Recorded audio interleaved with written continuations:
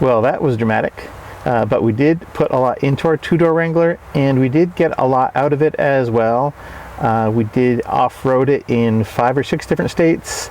We did drive it to Colorado and back, and I think the highlight for me has to be going through the social tunnel on Imogene Pass.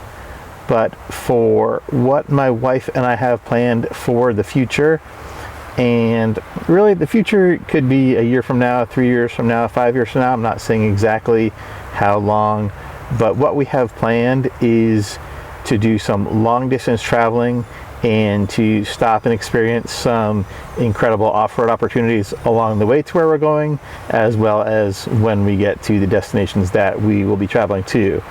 And in order to do that, we needed 2 things that our two-door could not provide. We needed more interior space, and we needed more towing capacity, because we do at some point plan to get something to tow. So why did we end up with just a 4-door Wrangler now? First of all, hope the wind noise is not too loud. I'm filming at a boat launch near my house, and it is windy here as it usually is, and the clip on my lapel mic broke off at some point the last time I used this, so my mic is kind of just dangling here. So hopefully this is picking up audio okay without too much wind noise. But why did we end up with a 4-door Wrangler?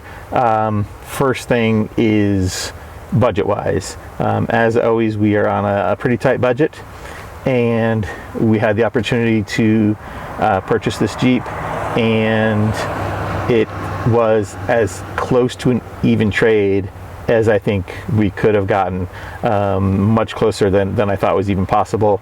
This does have a few things our previous Jeep didn't have, and our previous Jeep also had a couple things that this did not, but money wise this was almost an even trade.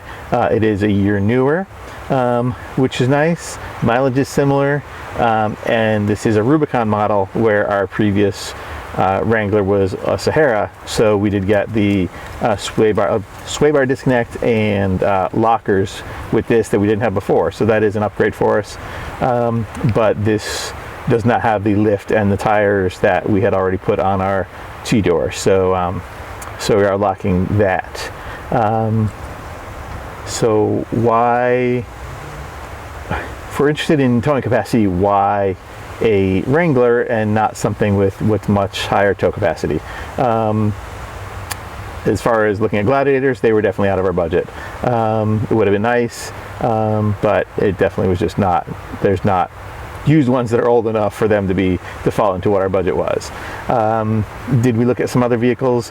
Yeah, we considered looking at Tacomas mostly, or 4Runners, but at least in my area, the prices on those for being in reasonable condition, reasonable mileage, was really no different than Wranglers, and staying with a Wrangler, I was able to use a lot of the same accessories that we moved over from the two-door to the 4-door. So it just made sense to get another Wrangler. And tow capacity, it is, no, it is not that much. It is double, between a 2-door and a 4-door, you are getting almost doubling the tow capacity. That's also a decision we made based on my personal history. In my younger years, in high school and college, I worked for a landscaper a lot of the time, and driving must be in my blood, because driving was my responsibility even back then as well.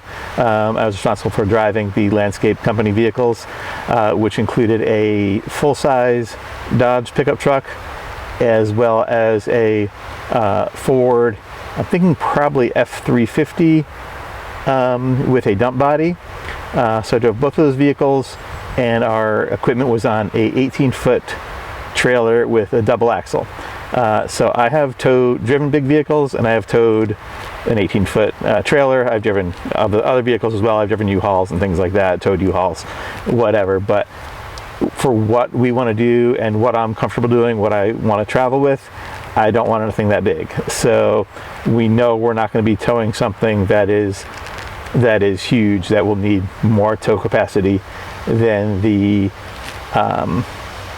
Wrangler can provide. We also did consider looking at vans.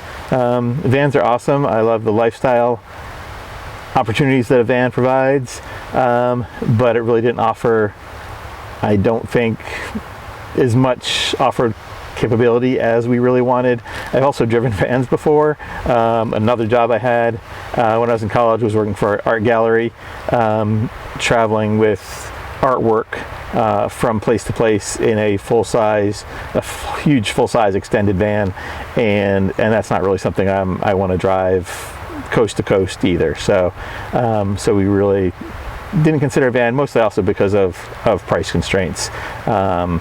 So that is how we ended up with our four-door Wrangler. All right, now for the moment I'm sure you all have been waiting for, I'll do a quick walk around of the new Wrangler and talk a little bit about what it has and what we have done to it already. The color is sunburst orange, and we did, like I think I said, we did move some stuff over from our two-door over to the four-door. Among that is the Rotopax mounts that are on both sides and the back.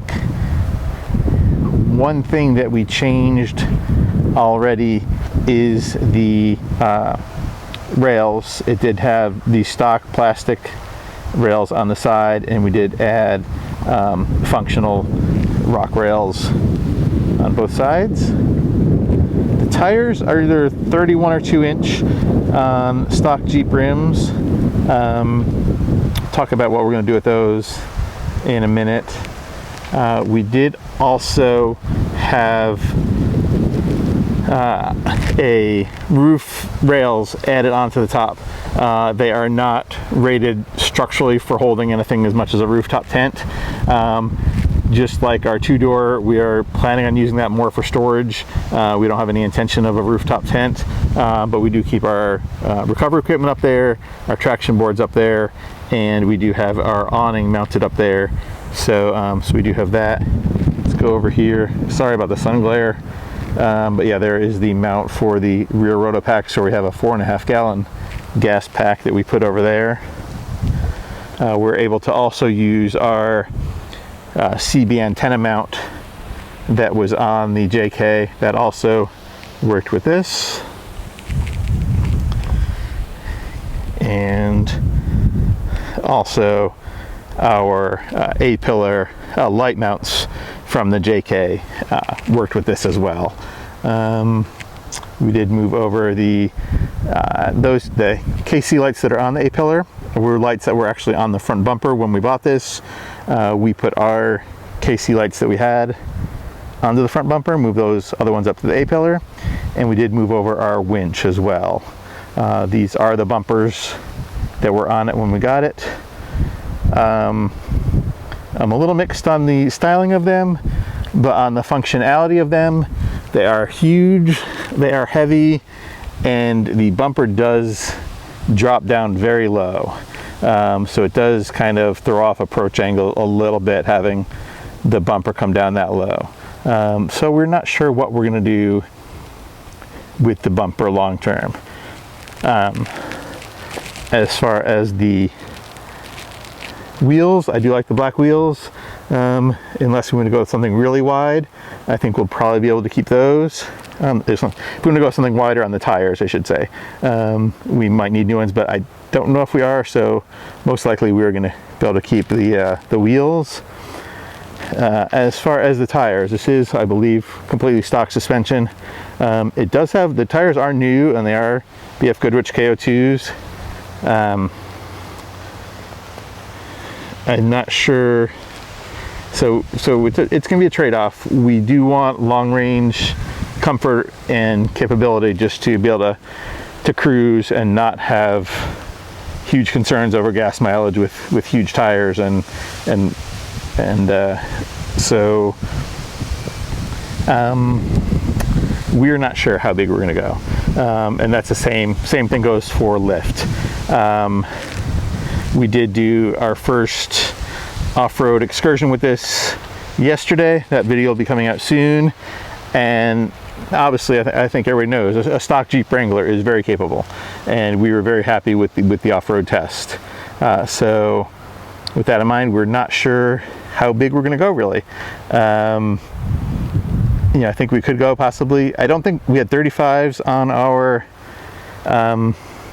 two-door. I don't even think we may go that big, but we might not.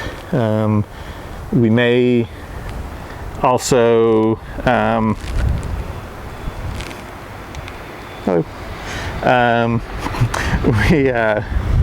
we may. I totally lost my train of thought.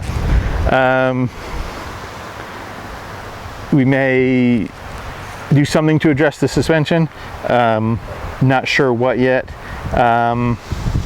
It does nose down a little bit in front. It's a little bit raked with the nose down in front. Part of that is the big heavy bumper. So changing that might help that. We might do just a spacer leveling kit. I'd love to know people's thoughts on that. I know it's not the best thing in terms of performance, but it does just get you that little bit extra of clearance, and that might be all we need, and then just do a little bit bigger tire. So we're still up in the air about that. We are going to run with these for a while. We're not changing tires or suspension anytime soon. So that is the walk around. Let me know your thoughts in the comments below. If you're not already subscribed, please take a minute, hit that subscribe button. If you've watched this far, then I hope you will stick with us and watch and see what we do with this and where we go with it. So subscribe, comment, and I will see you guys hopefully out on the trail soon. Bye.